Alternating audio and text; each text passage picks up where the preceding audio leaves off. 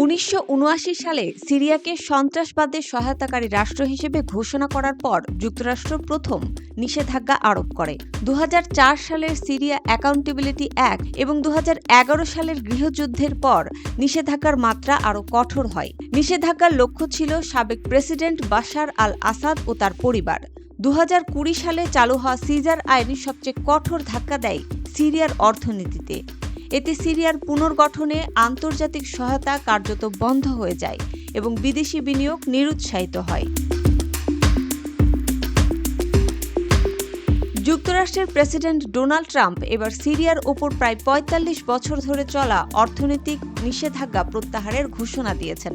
একে সিরিয়ার জন্য নতুন যুগের সূচনা হিসেবে উল্লেখ করে ট্রাম্প বলেন, বর্তমান অন্তর্বর্তীকালীন প্রেসিডেন্ট আহমেদ আল শারাকে তিনি একজন শক্তিশালী নেতা হিসেবে দেখেন। রান্নাঘর না হোক কান্নাঘর, গাজী কিচেন হুড স্বাচ্ছন্দ্যময় রান্নাঘরের বিশ্বস্ত সঙ্গী। সৌদি যুবরাজ মোহাম্মদ বিন সালমান ও সিরিয়ার নতুন নেতাদের সঙ্গে রিয়াদের উচ্চ পর্যায়ের এক বৈঠকের পর তিনি এই সিদ্ধান্তে আসেন।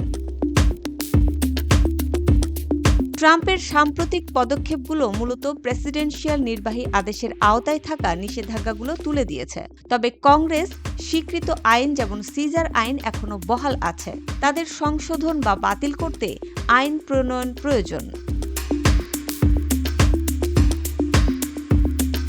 ২০২৪ সালের শেষ দিকে আল আসাদ সরকারের পতনের পর সিরিয়ায় অন্তর্বর্তীকালীন সরকার গঠিত হয়, যারা দীর্ঘদিন ধরে নিষেধাজ্ঞা প্রত্যাহারের দাবি জানিয়ে আসছিল। ট্রাম্পের এই ঘোষণার পর দেশটির বিভিন্ন প্রান্তে দেখা গেছে জনতার উচ্ছ্বাস। রাস্তায় নেমে নাচ, গান, আতশবাজি ও ফাঁকা গুলির মাধ্যমে আনন্দ উদযাপন করেছে সাধারণ মানুষ।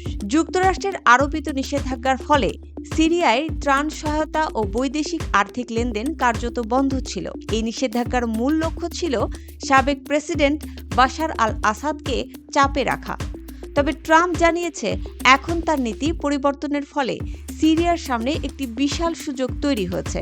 রিয়াদে এক বিনিয়োগ সম্মেলনে বক্তব্য রাখতে গিয়ে ট্রাম্প বলেন, এখন সময় এসেছে সিরিয়ার ঘুরে দাঁড়াবার। এই সিদ্ধান্ত দেশটিকে স্থিতিশীল ও আত্মনির্ভরশীল করে তুলবে। উল্লেখ্য, সিরিয়ার ৯০% জনগণ দারিদ্র্যসীমার নিচে বসবাস করছে। এক সাক্ষাৎকারে আহমেদ আল শারা বলেন, বর্তমানে সিরিয়া কারো জন্য হুমকি নয়। অতীতের শাসক গোষ্ঠী দায়ী ছিল অপরাধের জন্য।